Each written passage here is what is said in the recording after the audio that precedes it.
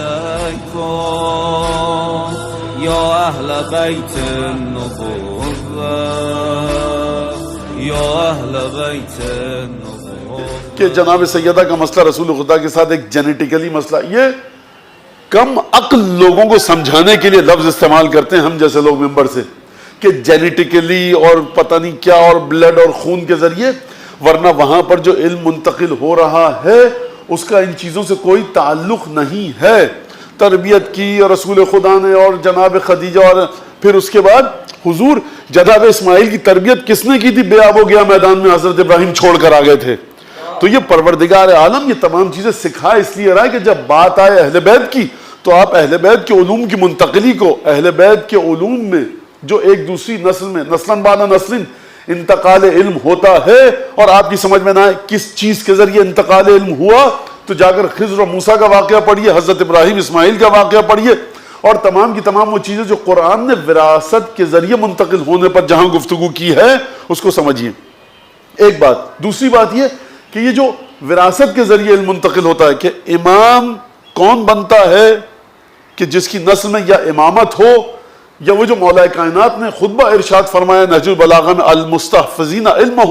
یفجرون عیونہ، ہمیشہ کچھ ایسے لوگ ہوتے ہیں چاہے نبوت موجود ہو بظاہر دنیا میں، یا نبی چلا جائے، یا زمانہ وہ ہو کہ جو حضرت عیسیٰ کے بعد سے لے کر نبی کریم کا زمانہ تھا کہ جہاں پر کوئی نبی نہیں تھا. مولا کائنات اس زمانے کی بات کر رہے ہیں، خوب توجہ کیجئے گا. یعنی ہمیں یہ عادت کرنی چاہیے کہ اہل بیت کی شخصیات کو دنیاوی پیمانوں کے مطابق پرکھنا چھوڑ دیں. اہل بیت کی شخصیات کو، ان کے علم کو، ان کی کرامت کو، ان کی بزرگی کو، ان کے حلم کو، ان کی ذات میں جو نورانیت ہے اس کو دنیاوی طریقوں کے ذریعے جو چیزیں منتقل ہوتی ہیں اس کے ذریعے سمجھنا چھوڑ دیں. اب ہمارے پاس کوئی لفظ نہیں ہوتا سمجھانے کے لیے، ہم کہتے ہیں صاحب وراثت، لیکن یہ وراثت آئی کیسے؟ یہ بڑا ایک عجیب مسئلہ ہے. اور دنیا عیسائیت میں، دنیا یہودیت میں اس بات کو مانا جاتا ہے. دنیا عیسائیت اور یہودیت کا مطلب یہ نہیں ہے کہ جس ملک کا اکثریت مذہب عیسائی ہو،